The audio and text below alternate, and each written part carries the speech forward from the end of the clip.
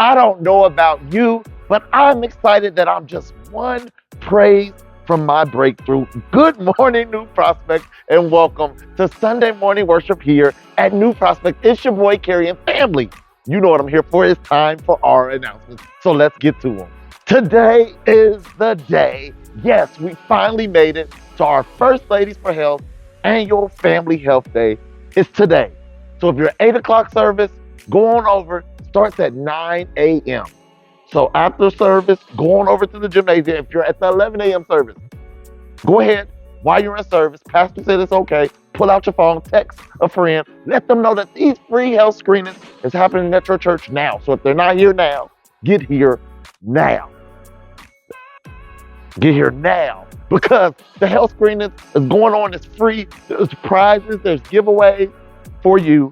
So go on over to the gymnasium today. Get those free health screenings for the whole family. Your First Lady, thank you. There's still time if you haven't signed up for the Garden Growers Workshop that's happening next Saturday, October the 18th, right here at the church. There's two opportunities, one from 10 to 11:30. The second opportunity is from 1 to 2:30 the same day. That's Saturday, October the 18th. Sign up in the lobby today after both 8 and 11. That same day, that Saturday, October the 18th, right downtown at 1829, we're hosting the Rehoboth Ministries grand opening, happening 1829 from 2 p.m. to 4 p.m. Join them downtown at that grand opening, and you'll learn more about the programming, the initiatives that will be taking place down at 1829. There'll be prizes, giveaway, food, catered by me. So join us on Saturday, October the 18th, 2 to 4 p.m., 1829 Elm Street.